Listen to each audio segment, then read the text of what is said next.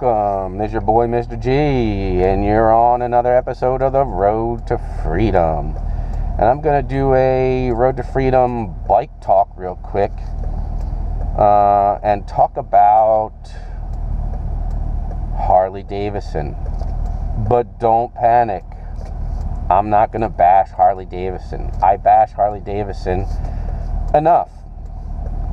So does a lot of other people. Instead, I'm going to talk about Harley Davidson and what I like about them, because it's important to understand if you're into this stuff. I think it's important to understand that Harley has a lot of great qualities, and I think a lot of us that bash on them, it's because we want to be involved, but we're just not willing to be involved given the scenario. So the first thing I want to bring up is, all these articles you're seeing that, Harley's going down, they're suffering, they're struggling, they lost 13% of their, total revenue for the third time, and all this garbage. Please remember that Harley's famous for winning the motorcycle wars. Prior to World War II and after World War II, they emerged as the only motorcycle company in America. These are shrewd businessmen that know what they're doing. If this can be pulled off, they're going to pull it off. We used to have a lot of motorcycle companies in America, and the last battle they had to win was against Indian, and they won it. And they were the sole survivors for a long, long time. Now we have Polaris running Indian, which I hope doesn't go the way of victory, because I really like what Indian has to offer. But don't think that Harley Davidson is just going to crumble and go away. They're going to fight to provide us more Harley Davidson, and they're doing that. And they're doing that in ways that I dislike, but I'm going to talk about the positive. First thing we need to understand is that they're not the only motorcycle struggling. They're not the only motorcycle manufacturer struggling, all right? Honda is struggling just as much because of the size of Honda and the size of Harley. And that's not necessarily a good thing, but it's important to understand, Honda motorcycle sales are struggling just as much as Harley's, but the difference is Honda is diversified and Harley is just making motorcycles. Honda makes the piston rings, for example, for Toyota. Honda makes robotics, etc., etc. So, this is kind of a worldwide thing where, everybody's economy is such that disposable income is less. So things I love about the actual bike that you might be on at the time that's a Harley Davidson. Let's just talk about the new ones, the Milwaukee 8 motorcycles. All right, so first thing, I love the Milwaukee 8. And I mean, absolutely love it. It's the single reason why I will still consider getting a Harley. And here's why. The V-twin is a flawed concept if it's air-cooled. Because when you're at a light and there's no air pushing that heat away, the rear cylinder overheats because it's getting no wind and the heat from the front cylinder and its own heat, and it's a bad thing. And that's why they all used to, spit out oil and blah, blah, blah, blah, blah. But with the Milwaukee 8, the rear cylinder shuts off. So you don't have that problem anymore. So that's another way that you can handle the V-twin engine and get the benefits from it, right? You can throw a radiator on it.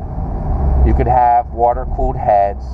Harley wants the look of a clean engine, so they chose to just do what Cadillac does and just have a certain amount of cylinders just shut off. In this case, one cylinder, the rear one, which keeps all the benefits of the V-twin, right? It's the way it's in the bike. It is narrow.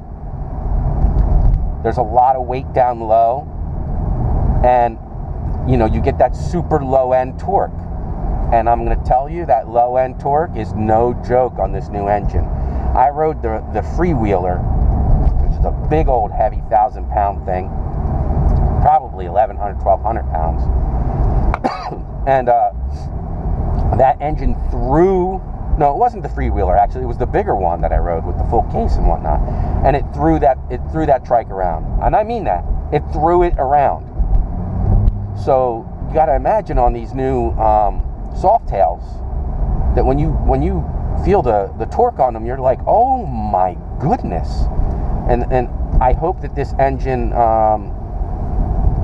over the next couple of years shows that it's worthy to stick around for a decade and doesn't have a bunch of mechanical flaws, because having a rear cylinder head shut off is actually a legitimate reason why I would buy a Harley instead of the new Indian.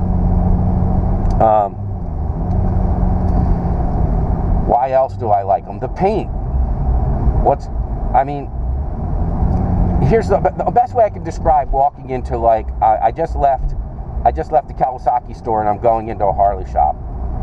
It's like walking into a jewelry shop. Everything is gigantic and blingy, and you can't help but be awed by it. And then you walk up and you get close to the bike, unless they're outside, you know. But when the bikes are inside, you kind of don't see what your eye, you know, from a distance, what your eyes see when you walk up on. You walk up on them, and you realize that there just isn't any other bikes out there that have paint like this. And you know, the proof is in the pudding. Indians trying to copy them now. They put like 20 mil into their paint, and you know, if you buy a real expensive Indian, you get their good paint. Same thing with Harley, so you can't knock Indian for that, right? Mercedes-Benz is working with Harley to develop their paint on their cars. I mean, they do paint better than anyone else. They just do, unless you're having a custom paint job.